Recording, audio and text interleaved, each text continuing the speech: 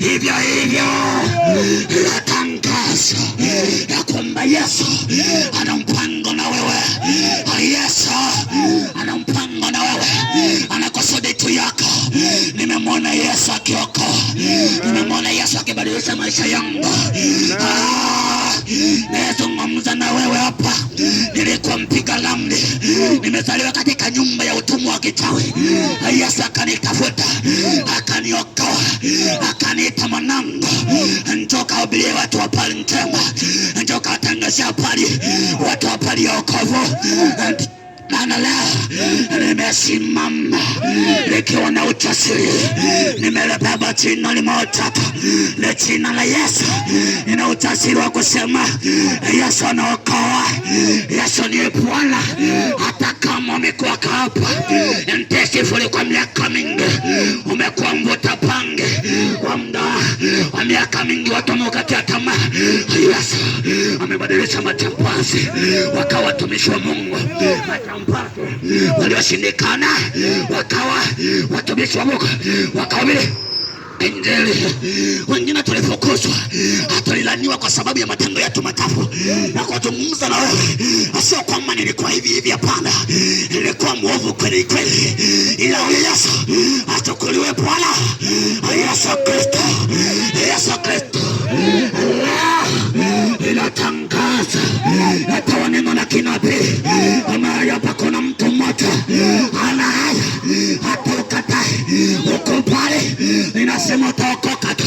Yesu anakutaka, Yesu anakupenda, anataka siku moja uhubiri Injili. Hata Paulo naye alikuwa jambazi mwa, anatesa watu wa Mungu. Lakini Yesu alipomtafuta alikubali. Nataka nikwambie, inawezekana kweli. Umesikia habari nyingi za habari zinazoelezea kwa habari ya wokovu. Leo nimekuletea habari nyingine tena, kwamba Yesu anaokoa, ana mpango na maisha yako. Yesu Kristo. Hello, kwa jina la Yesu Kristo ninaapisha maeneo haya kwamba watu waliosikia Yesu sauti, hakika Yesu hatakuacha salama. Lazima tu kitu kitokee leo katika jina la Yesu. Utapiga chenga, utaenda wapi? Lakini Yesu sauti uliyosikia leo itaendelea kukuita, itaendelea kukusumbua. Ukienda kupiga manyanga, Yesu atakwambia wewe ni mtumishi wangu. Ukienda kuroga sana, ukiruka kwenye ungo, Yesu atakwambia wewe ni mtumishi wangu. Ukienda kufanya ulevi, kwenda kwenye pombe, kila poni umelala, Yesu atakutokea, atakuita wewe ni mtumishi wangu, kama alivyomtokea Sauli. Makahaba mkenda kujiuza, ninatamka tena, Yesu atakutokea, atasema wewe ni mtumishi wangu.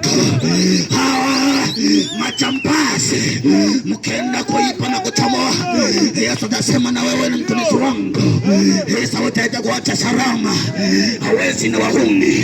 Yesu atasema na wewe ni mtumishi wangu. Ninamwamini Yesu Kristo aliyeniokoa mimi, atakuokoa na wewe. Nimalizia na kisa kimoja. Biblia inaniambia kuna watu watatu walikuwa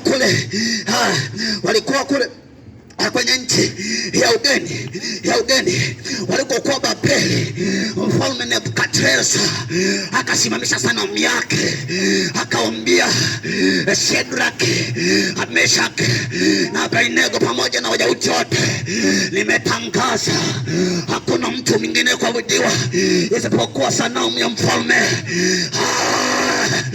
Biblia inaniambia kwamba hao watu walipotangaza ile amri, wakapiga ramli, wakatangaza, wakatoa tangazo, wakatoa announcement ya kwamba kila mtu anguke kwenye sanamu ya kifalme, sanamu ya mfalme. Biblia inaniambia kwamba hao makamanda waliomjaa Yesu Kristo ndani mwao, waliokuwa na Yesu ndani mwao, wakasema kama ni kufa hata na tufe, kama ni kuuawa apatalia pale hata tufe, lakini tunaamini huyu Yesu wetu tuliyemwamini hata atatuokoa. Rabashataka awe kamanda. Nataka nikwambie huku mkili Yesu ni maamuzi ya kujitoa. Unawambia ndugu, kama ni kunitenga hata nitengwe, kama ni kusemwa hata nisemwe, kama niko nakufa hata nife, ila Yesu nimesikia Injili. Nataka Yesu, namtaka Yesu, namtaka Yesu. Hao makamanda wakasema hatuko tayari, watu wetu wakarala kwa sanamu ya mfalme, lakini hao makamanda wamemcha Yesu ndani ya mioyo, wakasema hatupo tayari kusujudia sanamu ya mfalme. Watu wote chali, lakini wenyewe wakasema anamitiwa Mungu moto aliyesomba mbingu na nchi ni Yesu Kristo tu, Mungu Mwenyezi. Mfalme akasema nyinyi mmekataa, nataka nikachotewe tanuru la moto mara 10, alafu watu watupia mne mne. Biblia inaniambia kwamba wakawakamata wakawapeleka kwenye tanuru la moto, wakawatia mne ndani ya tanuru la moto. Biblia inaniambia kwamba wale watu walipowekwa kwenye tanuru la moto hawakuungua, wala moshi hawakuwapata, wala moshi hawakuwa, yani wala moshi hawakuwa na harufu ya moshi, wala kuungua mavazi yao hayakuungua, wala maaskari ambao waliwapeleka ndani ya shimo wao wakafa kwa sababu ya ile pumzi ya tanuru, ile hewa, ule moto na ukali wa tanuru. Maaskari wakafa, lakini watumishi wa Mungu Shadraka, Meshaki na Abednego hawakalala kwenye moto. Ghafla walikuwa wametupwa watu 3, wakajikuta wapo watu 4. Mfalme akashangaa, akastaajabu, ni nini hiki kilichotokea ndani ya tanuru? Yesu Kristo alipita katikati yao, moto haukuwaunguza. Ninatangaza leo ya kwamba Yesu akiwa na wewe, akiwa na mwezi, alitakupiga, utapita kwenye mto wa maji, hautakugharikisha. Moto hawatakuunguza, mauti haitakuua wewe. Hata zambi njoo kwa Yesu, akimbia.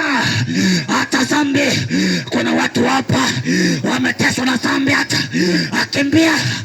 Yesu yuko hapa, hata zambi itakuua kamanda. Nimekuletea habari za upendo wa Yesu Kristo aliye hai.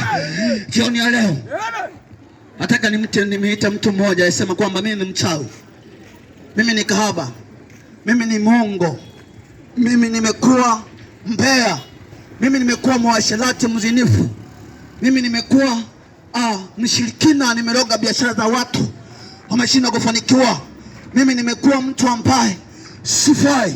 Njoo hapa leo, Yesu anakusamehe. Yeko hapa kukutangazia habari za Yesu. Yesu mwenye upendo mwingi, usiogope. Yesu ni kimbilio. Anasema njoni kwangu nyinyi wote msumbuka, wenye kulemewa na mizigo, nanyi nitawapumzisha. Njoni na ukaribisha kamanda. Njoo, usiogope. Yesu anakupenda. Yesu anakupenda. Yesu anakupenda. Yesu anakupenda. Yesu anakupenda sana. Yesu anakupenda sana. Njoo, acha dhambi, itakuwa usilalie dhambi kamanda. Njoo hapa, nataka niombe na wewe. Nilikuwa natenda dhambi, nikimaliza kutenda dhambi, dhambi inanishtaki. Nasikia kufa. Nasikia kufa. Lakini nilipoamua kuacha dhambi, nilipoamua kumfuata Yesu, nilipoamua kuamini moyoni mwangu na kwamba Yesu ni pumziko.